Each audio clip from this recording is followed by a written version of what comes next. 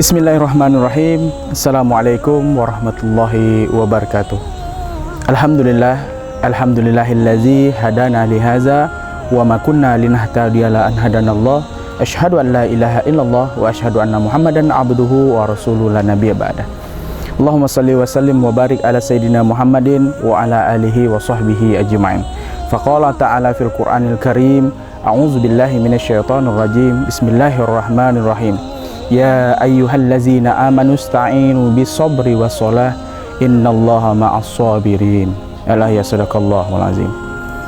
Pemirsa kaum muslimin wa filah dimanapun Anda berada, alhamdulillah, marilah kita panjatkan puji syukur kehadiran Allah Subhanahu wa taala yang telah melimpahkan rahmatnya kepada kita semua sehingga kita bisa bersama-sama menghirup yang namanya udara segar, nikmat Islam.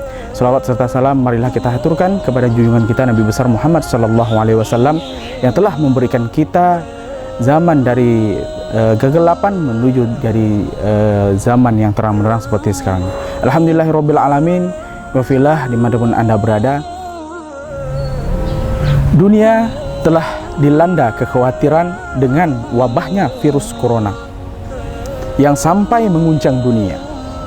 Wabah virus corona ini atau COVID-19 telah menimbulkan kekhawatiran masyarakat di berbagai dunia, termasuk di Indonesia. Sebab virus yang pertama kali yang ditemukan di Wuhan atau di Cina, baik pemerintahan maupun berbagai ormas Islam dan ulama menyarankan kita agar masyarakat tetap tenang dan tidak panik mengetahui adanya virus corona ini. Sebab sejatinya suatu penyakit yang datangnya atas kehendak Allah Subhanahu wa taala, bahwa suatu wabah pada dasarnya didatangkan oleh Allah Subhanahu wa taala bagi orang-orang yang dikehendaki.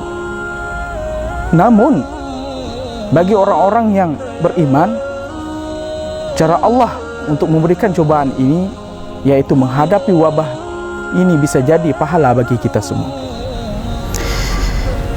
Dalam hal ini kita bisa merujuk pada hadis yang diriwayatkan oleh Aisyah radhiyallahu an. Ia berkata, aku bertanya kepada Rasulullah sallallahu alaihi wasallam tentang wabah penyakit. Rasulullah sallallahu alaihi wasallam memberitahukan kepadaku, wabah penyakit itu adalah azab yang diutus oleh Allah Subhanahu wa taala kepada orang-orang yang dikehendaki. Allah menjadikan rahmat bagi orang-orang yang beriman. Jika terjadi suatu wabah penyakit, ada orang-orang yang menetap di negerinya, ia diwajibkan untuk bersabar. Hanya berharap balasan dari Allah Subhanahu wa taala. Ia yakin bahwa tidak ada peristiwa yang terjadi kecuali sudah ditetapkan oleh Allah Subhanahu wa taala. Maka ia mendapatkan balasan seperti mati syahid. Hadis riwayat Bukhari Muslim. Adapun dengan ini kita bisa mengambil hikmah bahwa yang pertama Allah ajarkan kita untuk yaitu bersabar. Allah ajarkan kita untuk bersabar. Kita diajarkan untuk Allah bersabar dalam menghadapi masalah ini agar menjadi yakin bahwa Allah Subhanahu wa taala Maha Kuasa. Allahu Akbar, Allah Maha Besar, dapat menjadikan dunia dan seisinya bertekuk lutut dengan takdir yang terjadi. Firman Allah Subhanahu wa taala, ya ayyuhallazina amanu ista'inu bis-sabri was-shalah innallaha ma'as-sabirin. Yang artinya, hai orang-orang yang beriman, jadikanlah sabar dan salat sebagai penolongmu. Sesungguhnya Allah beserta orang-orang yang sabar. Al-Quran Surah Al-Baqarah ayat 153. Yang kedua, Allah ajarkan kita untuk bersyukur. Kita diajarkan untuk bersyukur. Mungkin selama ini kita kurang perhatian sesama manusia.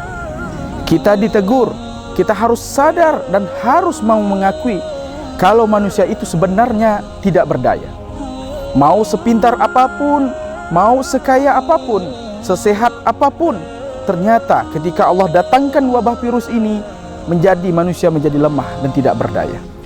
Allah Subhanahu wa taala berfirman, la in syakartum la azidannakum wa la in kafartum inna azabi lasyadid. Barang siapa yang mensyukuri nikmatku, kata Allah, maka aku akan tambah. Sebaliknya, apabila engkau tidak mensyukuri nikmatku, maka azabku amatlah pedih.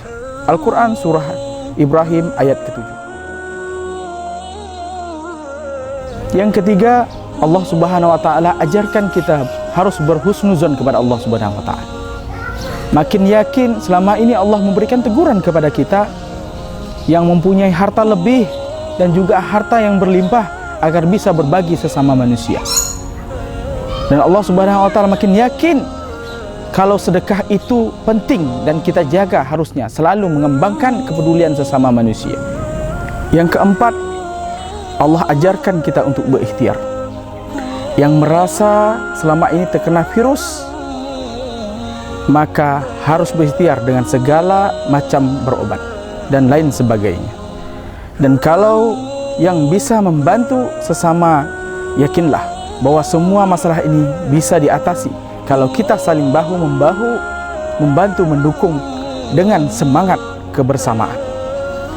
Yang kelima, Allah ajarkan kita bertawakal kepada Allah Subhanahu wa taala dan berdoa. Kita bertawakal kepada Allah Subhanahu wa taala, mungkin ada yang baik yang dipersiapkan Allah buat kita semua sesudah Covid ini berlalu. Dan bertawakal kepada Allah Subhanahu wa taala, semoga semua cobaan virus corona ini dapat diangkat oleh Allah Subhanahu wa taala. Mudah-mudahan semuanya bisa diijabah oleh Allah Subhanahu wa taala doa kita. Dan alhamdulillah, saya Roni Agrafa, mohon maaf apabila ada kata yang salah, dan kebenaran datang dari Allah dan salahnya datang pribadi dari saya sendiri. Mohon maaf. Billahi taufiq wal hidayah. Assalamualaikum warahmatullahi wabarakatuh.